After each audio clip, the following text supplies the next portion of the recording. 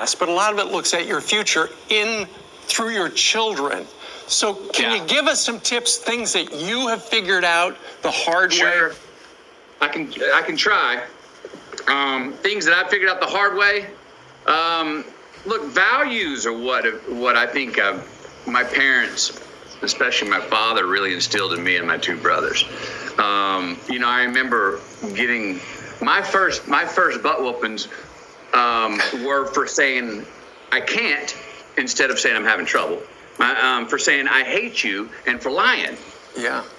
That's three pretty good reasons to get in trouble. Now, what was instilled in those forms of discipline? What do I remember? I don't remember the short-term pain of getting whooped. What I remember is, don't say I can't. Don't ever believe you can't. Right. Don't hate. And tell the truth.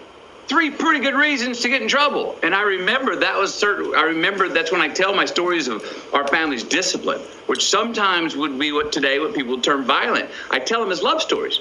Like I tell those stories and I remember each one specifically of when and how and why I got in trouble at those times for saying those words. And I look back and I go, I wouldn't have traded that moment for anything. I wouldn't have traded that sort of immediate and short-term pain that I had, whether it was whatever the whooping was, for the values that were instilled for me for that. Yeah. I'm trying to push that in different ways. I have a different way of going about it than my family did, but I'm still trying to instill that into our kids too. Camille and I both are. And look, you mentioned it, this Corona time, it's been in some ways tragic. It's been at least extremely awkward. But we're in it.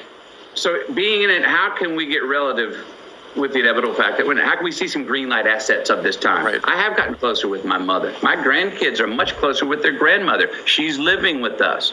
I have now leaned in to see what my kids like to do as their hobbies. We spend more time together in the kitchen, more family time. And we already spent time in the kitchen, but now we spend even extra time.